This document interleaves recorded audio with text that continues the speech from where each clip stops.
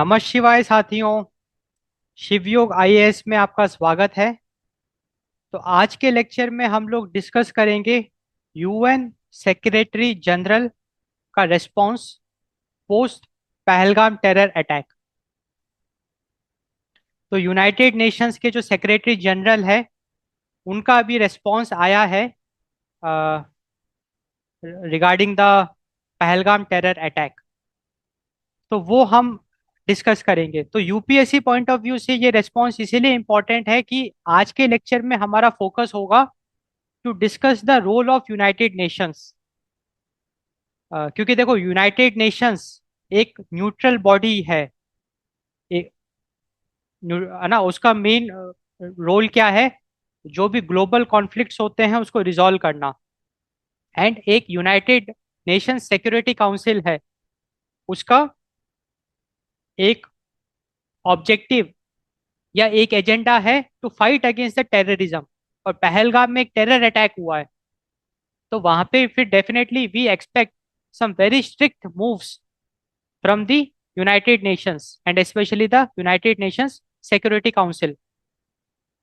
अब United Nations के जो सेक्रेटरी जनरल हैं उनका जो रेस्पॉन्स है उसको अभी हम डिस्कस करेंगे। एंड साथ ही में इस लेक्चर में हम role of United Nations discuss करेंगे, क्योंकि आफ्टर कोविड 19 या ड्यूरिंग कोविड 19 ऑल्सो डब्ल्यू पहले पिक्चर में आया। काफी सारे आरोप लगे डब्ल्यू में कि डब्ल्यू ने देरी कर दी बताने में, कि डब्ल्यूएचओ को इस पैंडेमिक के बारे में काफी पहले से ही पता था। उन्होंने उसने काफी डिले किया, प्लस जिस तरीके से उसने कुछ प्रोसीडिंग्स करी, मैनी ऑफ दी लाइक जो स्कॉलर्स हैं दे वे नॉट हैप्पी विद दैट। तो पहले डब्ल्यूएचओ पे काफी आरोप लगे। उसके बाद रशिया यूक्रेन का वॉर अगर हम देखें तो वहां पे साफ साफ ये देखा जा रहा है कि WHO, not WHO, United Nations as a whole fail हो गया। क्योंकि यूक्रेन में कितना ज्यादा डिस्ट्रक्शन आपको देखने को मिला। कितने आम आदमी, मतलब 20 मिलियन लोग डिस्प्लेस हो गए। पूरी आबादी आपकी डिस्प्ले, बड़ी बड़ी सिटीज, यूक्रेन की जो बहुत बड़ी बड़ी सिटीज थी, प्राइम सिटीज थी, वो पूरा बंजर बन गया। इतने बुरी तरीके से यूक्रेन को अटैक किया गया। अब इसराइल गाजा, गाजा में आप देख रहे हैं कि 10 मिलियन, मतलब 15 से 20 मिलियन लोग वहां से चले गए। मतलब बहुत बड़े लेवल पे चीजें हुई है। डिस्ट्रक्शंस कितने, लाइक इसराइल ने 52,000 लोगों को मार दिया मिसाइल्स गिरा गिरा के। तो यहाँ पे ह्यूमन राइट्स की धज्जियां उड़ गई। हम ह्यूमन राइट्स की बात करते हैं, यूनाइटेड नेशंस का मेन ऑब्जेक्टिव तो यही है, to uphold the human rights. तो अभी करंट सिनेरियो में यूनाइटेड नेशंस बहुत ज्यादा पिक्चर में आ रहा है, और बहुत ज्यादा उस पर क्वेश्चन मार्क्स लग रहे हैं कि वो कर क्या रहा है। दुनिया में इतना कुछ हो रहा है और उसी बीच में इंडिया में अभी रिसेंटली हमने देखा पहलगाम टेरर अटैक, जो कितना क्रूअल अटैक है। इतना क्रूअल अटैक है एंड डेफिनेटली एक टेरर अटैक है। जो जितने भी आई विटनेस हैं उन्होंने देखा टेररिस्ट ने मतलब फायरिंग करी, एंड रिलीजियस ग्राउंड पे अटैक किया गया। रिलीजियस ग्राउंड पे ये अटैक किया गया, एंड उसके बावजूद भी हमको यूनाइटेड नेशन से कोई, जिसे कहते हैं ना, सख्त कार्रवाई या ठोस कदम, वो अभी तक अपने को देखने को नहीं मिल रहा है। तो कुछ बहुत इंपॉर्टेंट कंसर्न्स हैं। तो वो आपके यूपीएससी पॉइंट ऑफ व्यू से बहुत इंपॉर्टेंट है, क्योंकि यूपीएससी ना ये सब चीजें टेस्ट करेगा, या आपको ये सब अंडरस्टैंडिंग होनी चाहिए if you are an aspirant. तो वही हम इस लेक्चर में डिस्कस करेंगे। तो चलिए शुरू करते हैं आज का lecture.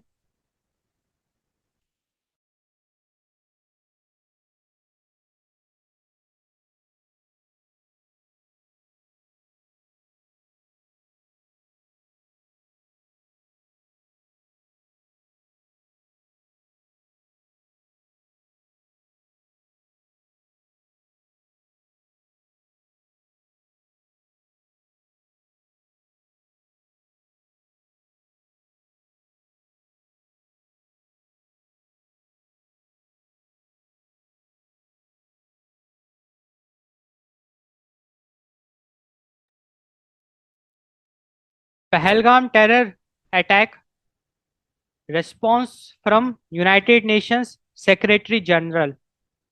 So this is what we'll be discussing. So amidst escalating tension between India and Pakistan post the Pahalgam terror attack, क्योंकि पहलगाम टेरर अटैक होने के बाद आपने देखा होगा कि इंडिया और पाकिस्तान के पीछे टेंशन बहुत ज्यादा बढ़ गई, सीज फायर वायलेशंस हो गए। एंड इंडिया ने भी काफी कड़े कदम उठाए, इंडस वाटर ट्रीटमेंट को स्थगित कर दिया, अटारी जो रूट है उसको क्लोज कर दिया। एंड और भी लाइक काफी स्ट्रिक्ट एक्शंस लिए गए भारत की तरफ से, जिसकी वजह से पाकिस्तान भी बहुत ज्यादा बौखला गया and war like situation create हो गया बिटवीन इंडिया एंड पाकिस्तान।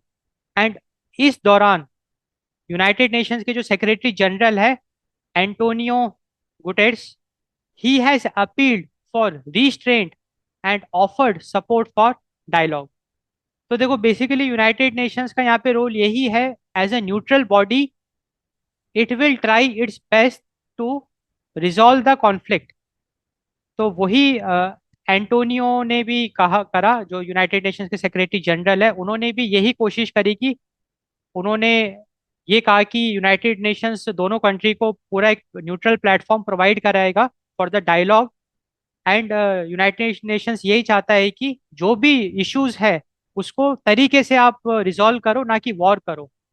क्योंकि देखो लड़ाइयाँ ऐसी चीज है ना, घर में भी जैसे मान के चलिए लड़ाई हो जाती है, तो जब लड़ाई एक लेवल पार हो जाती है तो वो लड़ाई रिजॉल्व कैसे होगी, जब कोई एक न्यूट्रल प्लेटफॉर्म आपको मिलेगा जहाँ पे कि जो भी आपके कंसर्न्स हैं आप उसको एक दूसरे से डिस्कस करोगे, एंड जो भी इश्यूज है उसको आप रिजॉल्व करोगे।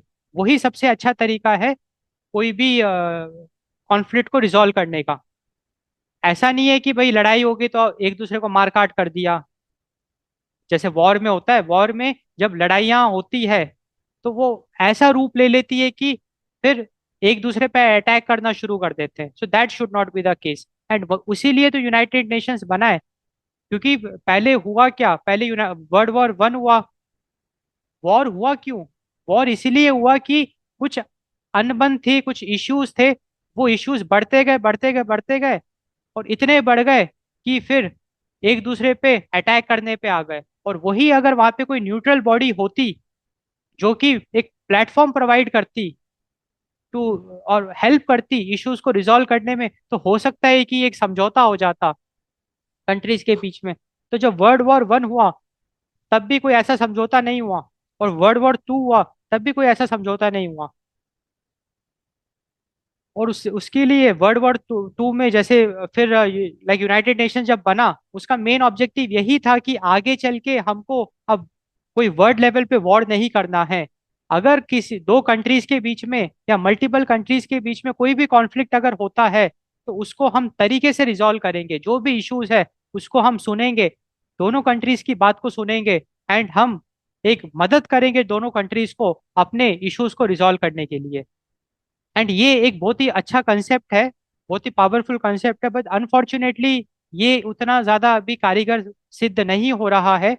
बिकॉज आप देख रहे हैं कि रशिया यूक्रेन के कॉन्फ्लिक्ट को यूनाइटेड नेशन रिजॉल्व नहीं कर पाया, इसराइल गाजा, इसराइल हमास के कॉन्फ्लिक्ट को यूनाइटेड नेशन रिजॉल्व नहीं कर पा रहा है। वो एक अलग बात है, बट इसका जो मेन ऑब्जेक्टिव है वो अच्छा ऑब्जेक्टिव है कि it acts like a neutral body, एक प्लेटफॉर्म प्रोवाइड करता है जहाँ पे कि जो पार्टीज हैं, जो कंट्रीज हैं, वो अपने इश्यूज को रिजॉल्व कर सके। एंड वही यहाँ पे जब यूनाइटेड नेशंस ने देखा कि भारत और पाकिस्तान के बीच में कॉन्फ्लिक्ट गरमा रहा है, बिकॉज दोनों बहुत ज्यादा हाइपर हो गए, वॉर की जब बातें होने लगे, तो यूनाइटेड नेशंस के जो सेक्रेटरी जनरल हैं उन्होंने आए एंड उन्होंने मीडिएटर का काम किया। उन्होंने बोला कि हम तैयार हैं आपके इश्यूज को रिजॉल्व करने के लिए। So the role of United Nation secretary general. हाँ, तो यूनाइटेड नेशंस जो है ना, UNSG, United Nation secretary general, it acts like a good office. So the UNSG utilizes good officers to offer mediation और facilitation. तो अभी हमने discuss किया। So it allows calls for restraint and dialogues, aiming to prevent further deterioration and drawing global attention.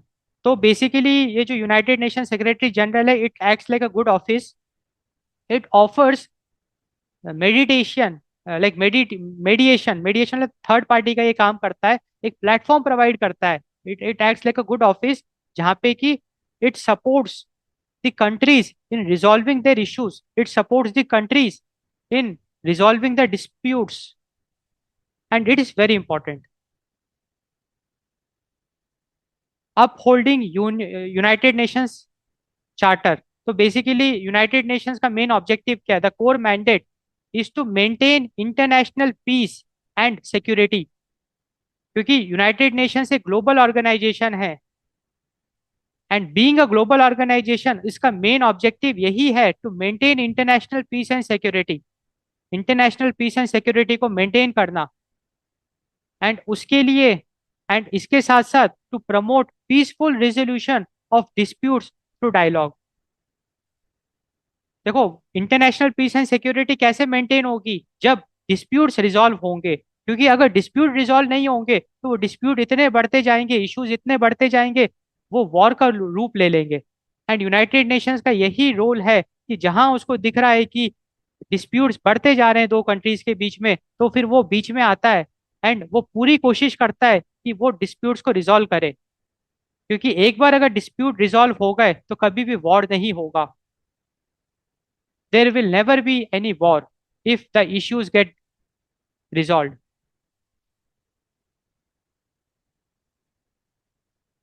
And United Nations जो है, it acts like a neutral platform, जो भी हमने डिस्कस किया, for talks, although it's utility depends on the willingness of the involve state. अब यहाँ पे हम एक काफी इंपॉर्टेंट डिस्कशन करेंगे कि कितना अच्छा कंसेप्ट है यूनाइटेड नेशंस का। एंड काफी पावरफुल कंसेप्ट है, अच्छा कंसेप्ट है, लॉजिकल कंसेप्ट है। एंड बिल्कुल ये बात हम एग्री करते हैं कि अगर डिस्प्यूट्स हैं, उसको तरीके से अगर हम रिजॉल्व करेंगे तो उसका फायदा जरूर मिलेगा हमको। क्योंकि वो डिस्प्यूट रिजॉल्व होंगे, और अगर डिस्प्यूट रिजॉल्व होंगे, अगर डिस्प्यूट आपके रिजॉल्व होंगे तो कभी भी वॉर नहीं होगा। और वॉर नहीं होगा तो कितना पीस होगा, दुनिया कितनी अच्छी होगी। There will be international peace and security, human rights वहाँ पे फॉलो करे जाएंगे। बट अब सबसे बड़ा क्वेश्चन यही अराइज होता है कि डिस्पाइट ऑफ दिस, आखिरकार यूनाइटेड नेशंस फेल क्यों हो रहा है? क्यों इतने सारे हमको युद्ध देखने को मिल रहे हैं? जहाँ पे कि रशिया यूक्रेन का वॉर तो मतलब बहुत ही टेरेबल है, वो कितने बड़े लेवल पे उसने नुकसान पहुंचाया है। प्लस आप इसराइल को देख लो, इसराइल गाजा, इसराइल हमास, तो इतने सारे ये युद्ध युद्ध हो कैसे रहे हैं? Why United Nations is not able to resolve these disputes? तो उसका आंसर ये है कि यूनाइटेड नेशंस के पास एज सच कोई पावर नहीं है।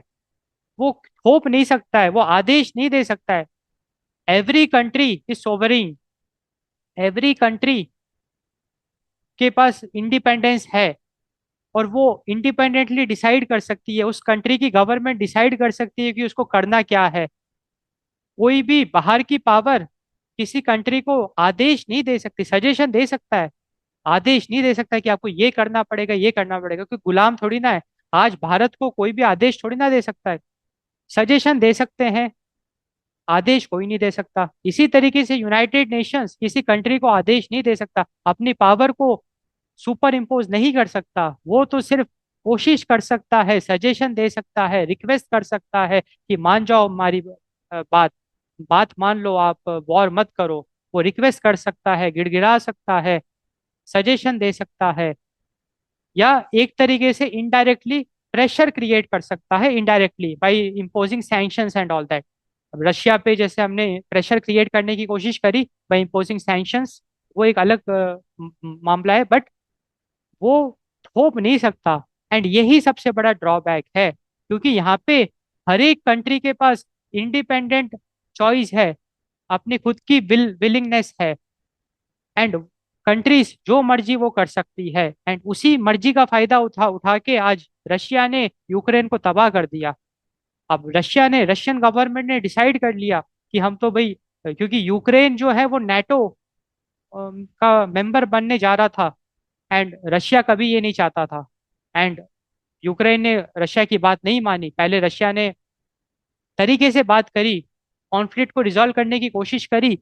अब यूक्रेन जिद पे अड़ा रहा तो तबाह कर दिया। इसी तरीके से इसराइल हमास की अगर हम बात करें, हमास ने 50 से ज्यादा होस्टेजेस लाइक इसराइल से इसराइल के जो सिविलियंस हैं उनको किडनैप कर लिया। और अभी भी उन्होंने सबको छोड़ा नहीं। और इसराइल गिड़गिड़ाता रहा कि भाई आप होस्टेजेस को रिलीज करो, नहीं तो इसका परिणाम बुरा होगा। और हमास ने कभी बात नहीं मानी। तो जब कॉन्फ्लिक्ट रिजॉल्व नहीं हुआ, ये डिस्प्यूट रिजॉल्व नहीं हुआ, तो इसने वॉर का रूप ले लिया। तो यहाँ पे willingness of the country, the free will of the country, ये एक बहुत बड़ा हर्डल है। तो वही है limitations of the United Nations intervention, जो अभी हमने डिस्कस किया। तो sovereignty and consent, any union any United Nations mediation role requires explicit consent from both India and Pakistan, which is often not forthcoming, especially from India's side regarding substantive issues। तो idea यही है कि अब United Nations जब conflict को resolve करेगा, dispute को resolve करेगा, तो वो तो सिर्फ सजेशन दे सकता है, वो रिक्वेस्ट कर सकता है। अब ये कंट्रीज के ऊपर है कि कंट्रीज बात माने कि नहीं माने। और यहाँ पे इंडिया जो है वो यूनाइटेड नेशंस की बात नहीं मानता है, क्योंकि यूनाइटेड नेशंस इनडायरेक्टली पाकिस्तान को सपोर्ट भी करता है कुछ मुद्दों पे, जहाँ पे कि इंडिया चाहता है कि यूनाइटेड नेशंस कड़े कदम उठाए। अच्छा, मैं ऐसा इसीलिए कह सकता हूँ कि अगर यूनाइटेड नेशंस ने कड़े कदम उठाए होते तो आज टेररिज्म जड़ से उखड़ गया होता। आज जितने साल हो गए, कितने सालों के बाद भी अगर टेररिज्म है, पिक्चर में अगर है टेररिज्म हमको देखने को मिल रहा है, तो उसका पीछे यूनाइटेड नेशंस का भी एक कारण है। United Nations is also responsible for that, because if it can see a country promoting cross border terrorism, then it should take strict actions against those countries। And definitely United Nations कोशिश करता है। अभी पाकिस्तान को grey list करा है हमने, but उसके बावजूद भी और भी कड़े का कदम उठाने की जरूरत है। अब देखो, हम अगर पाकिस्तान ऑक्यूपाइड कश्मीर की बात करें, वहां पे कितने सारे टेरर कैंप्स हैं। अगर आप सैटेलाइट इमेजेस को देखोगे, वहां पे आपको साफ साफ दिखेगा कितने बड़े लेवल पे टेरर एक्टिविटीज वहां पे हो रही है, कितने बड़े लेवल पे मिलिटेंट्स वहां पे ट्रेन हो रहे हैं, कितने आतंकवादी वहां बन रहे हैं। तो क्यों नहीं हम उसको न्यूट्रलाइज कर पा रहे हैं। आज बड़े बड़े लीडर्स जब टेरर अटैक होता है तो कितनी बड़ी बड़ी बातें करते हैं, चाहे फिर वो यूएस के प्रेसिडेंट हो, रशिया के प्रेसिडेंट हो, चाइना के प्रेसिडेंट हो, कहीं बड़ी बड़ी पावर्स के। और कोई भी इतनी हिम्मत नहीं करता कि पीओके में जितने भी ये इलीगल टेरर कैंप्स हैं उसको डिस्ट्रॉय कर दें। क्योंकि भाई वर्ल्ड पावर के लिए तो एक एक रात की बात है, एक रात में पूरा पीओके साफ हो सकता है। लाइक स्ट्रैटेजिक स्ट्राइक हम आइडेंटिफाई कर करके सारे टेरर कैंप को न्यूट्रलाइज कर सकते हैं। वो नहीं हो रहा है, तो यहाँ पे यूनाइटेड नेशंस भी रिस्पॉन्सिबल है। तो इसलिए भारत का यही डिमांड है यूनाइटेड नेशंस से कि भाई आप कड़े कदम उठाओ, नहीं तो हम आपकी बात नहीं मानेंगे। एंड वही यहाँ पे है। तो भारत जो है वो क्यों किसी की बात मानेगा। तो यहाँ पे इसीलिए यूनाइटेड नेशंस का इंटरवेंशन उतना सक्सेसफुल नहीं हो पाता है in terms of India and Pakistan. UNMOGIP restricted mandate, अब इसका फुल फॉर्म क्या है पहले वो देखते हैं। The United Nations military observer group in India and Pakistan. तो बेसिकली यूनाइटेड नेशंस ने अपना एक ग्रुप डिप्लॉय किया है along the LOC to watch, it is a military observer group to watch the activities कि कहीं वॉर ना हो जाए। एंड उसका जो ऑपरेशन है, जो ये जो भी ग्रुप है आपका यूनाइटेड नेशंस का, it operates under a specific limited mandate related to the 1971 cease fire along the LOC। 1971 में जब भारत और पाकिस्तान का युद्ध हुआ, तो जब वो युद्ध शांत हुआ तो यूनाइटेड नेशंस ने ये इसका फॉर्मेशन किया इस ग्रुप का, और वहां पे इस ग्रुप को डिप्लॉय किया। और इस ग्रुप का यही काम है कि देखना, वॉच करना कि सीज फायर मेंटेन है कि नहीं है along the LOC। तो ये जो ग्रुप है यूनाइटेड नेशंस का, इसका एक लिमिटेड जुरिस्डिक्शन है। इट लैक्स प्रेजेंस और jurisdiction in the location of the recent attack. Pahalgam terror attack हुआ, वहां पे इस ग्रुप का जुरिस्डिक्शन ही नहीं है, वहां तक इस ग्रुप की रीच ही नहीं है। And this limited it's operational relevance in this specific crisis. And इसीलिए ये ग्रुप कोई रोल नहीं प्ले कर पाया, क्योंकि ये ग्रुप मेनली एलओसी बॉर्डर पे फोकस कर रहा है, और पहलगाम बॉर्डर पे थोड़ी ना है, थोड़ा सा अंदर है। तो यहाँ तक इसका जुडिस्डिक्शन ही नहीं है यूनाइटेड नेशंस का। एंड इसीलिए इस पर्टिकुलर संदर्भ में वो कुछ ज्यादा कुछ कर नहीं पाया। Effectiveness depends on political will. ये अभी हमने डिस्कस किया कि यूनाइटेड नेशंस इफेक्टिव जब भी होगा जब जो कंट्रीज होगी वो बात मानेगी। एंड बात मानना नहीं मानना वो इंडिपेंडेंट चॉइस है, because every country experiences is freedom. And वहाँ की सरकार के पास चॉइस है कि वो यूनाइटेड नेशंस के सजेशन को माने नहीं माने। अगर नहीं भी मानेगी तो भी यूनाइटेड नेशंस कुछ खास कर नहीं सकता है। यूनाइटेड नेशंस कोई चीज थोप नहीं सकता है किसी कंट्री के ऊपर। ये एक बहुत बड़ा ऑब्स्टेकल है। अब हम डिस्कस करेंगे इंडिया स्टैंड एंड एक्शन। तो अभी तक हमने यूनाइटेड नेशंस का रोल देखा, तो डेफिनेटली अब आपको कुछ क्लैरिटी मिली कि यूनाइटेड नेशंस का एग्जैक्टली रोल क्या होता है इन रिजॉल्विंग द कॉन्फ्लिक्ट। एंड कुछ आपको फील भी आया होगा।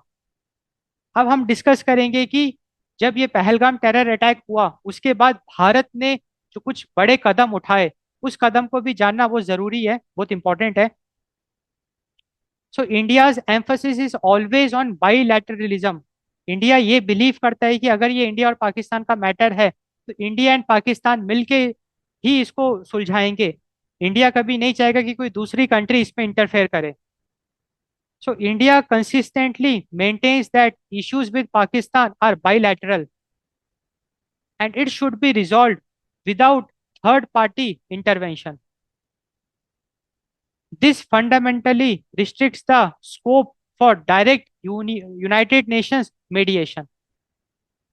And इंडिया कभी भी थर्ड पार्टी इंटरवेंशन नहीं चाहता है in the India Pakistan scenario, and इसीलिए यूनाइटेड नेशंस का जो इंटरवेंशन है वो फेल हो जाता है यहाँ पे।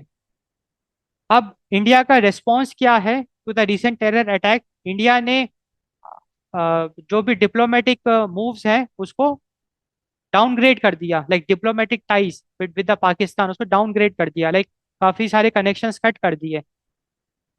It suspended parts of the Indus water treaty. Also it closed the Attari post. तो इंडिया ने काफी बड़े बड़े कदम उठाए, एंड जरूरी भी है क्योंकि ये जो टेरर अटैक हुआ पहलगाम का ये बहुत ही ज्यादा क्रूअल था और रिलीजियस ग्राउंड पे था, सबसे बड़ी बात ये है।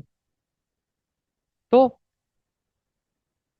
एंड ये एक बहुत अच्छा अपने को देखने को मिल रहा है कि ओवैसी खुल के पाकिस्तान का विरोध कर रहे हैं एंड निंदा कर रहे हैं for this terror attack. And this shows that Indian Muslims want India to grow, and it's a good sign and it's a smart sign. क्योंकि देखो, आप पाकिस्तान के मुस्लिम का हाल देखो। आज पाकिस्तान का जो आम आदमी है, एक तो वहाँ की इकोनॉमिक कंडीशन कितनी खराब हो गई है, और कोई भी कंट्री पाकिस्तान के साथ ट्रेड नहीं करना चाहता है। और वो ग्रे लिस्ट, अब तो मुझे लग रहा है कि ब्लैक लिस्ट हो जाएगा पाकिस्तान, अभी तो ग्रे लिस्ट है। तो कितना बुरा हाल होगा वहाँ के मुस्लिम्स का, पाकिस्तानी मुस्लिम्स का। कहीं भी जाते हैं वो बाहर, सबसे पहले तो उनको वीजा नहीं मिलता है कहीं बाहर जाने के लिए। कोई अगर पढ़ना चाहता है बाहर जाके, कोई कुछ करना चाहता है, उनको वीजा ही नहीं मिलेगा। और अगर वीजा गलती से मिल भी गया तो सब लोग उनको टेररिस्ट की निगाहों से देखते हैं। जहाँ पे कि हर एक मुसलमान टेररिस्ट थोड़ी ना है भाई, हर एक पाकिस्तानी थोड़ी ना टेररिस्ट हो। तो पाकिस्तानी के जो मिलिट्री वाले हैं जो कि यूनाइटेड स्टेट्स और ब्रिटेन के इन्फ्लुएंस में आके ऐसी हरकतें करते हैं, एंड इसका भुगतान किसको भोगना पड़ता है? वहाँ के मुस्लिम्स को। तो पाकिस्तानी की जो मुस्लिम्स हैं उनकी लाइफ बहुत ही खराब है। उनसे अच्छी लाइफ तो इंडोनेशिया के मुस्लिम्स या मिडल ईस्ट के मुस्लिम्स की है, और इंडिया के मुस्लिम्स की लाइफ तो बहुत ही अच्छी है। तो इंडियन मुस्लिम्स ने ये चीज रियलाइज किया कि नेशन फर्स्ट, क्योंकि अगर कंट्री ग्रो करेगी, अगर इकोनॉमी ग्रो करेगी, तभी तो उनके बच्चे ग्रो करेंगे, उनकी फैमिली ग्रो करेगी। And this is very important. And ये चीज हमको देखने को मिल रही है। एंड ये एक बहुत इंपॉर्टेंट चीज है, जहाँ पे कि ओवैसी भी अगर पाकिस्तान का निंदा कर रहे हैं, इसका मतलब Indian Muslims are united in the fight against terrorism. And this is a very good thing. And India being a secular country, we all should come together to build India, to take it to the next level, to do the economic development, to do the GDP. GDP को बढ़ाना, we have to grow the GDP rather than fighting with each other. We should shake hands. No point of Indian Hindus and Muslims fighting with each other. We should shake hand in growing India, क्योंकि जब India grow करेगा तो families grow करेगी, फिर वो हिंदू की family भी grow करेगी, मुस्लिम की फैमिली भी ग्रो करेगी, सिख की, जैन की, क्रिश्चियन की, सबकी फैमिलीज ग्रो करेगी। एंड वही तो हम चाहते हैं। एंड इसीलिए अगर कोई इंडियन मुस्लिम अगर किसी के बहकावे में आ जाता है, तो उसको ये जानना जरूरी है कि अगर वो देश के साथ गद्दारी करेगा, तो वो अपने कौम के साथ भी गद्दारी कर रहा है। क्योंकि अगर देश का बुरा हाल होगा, तो मुस्लिम फैमिलीज का बुरा हाल होगा। वो कितने मुस्लिम फैमिलीज के साथ गद्दारी करेगा। तो ये सब चीजें बहुत ज्यादा इम्पोर्टेंट है। तो आई होप आपको ये लेक्चर समझ में आया, आपको काफी कुछ इससे इंटरेस्टिंग इंसाइट्स मिले होंगे। तो do subscribe to this YouTube channel for more such interesting lectures. Thanks for watching. Thanks for your time.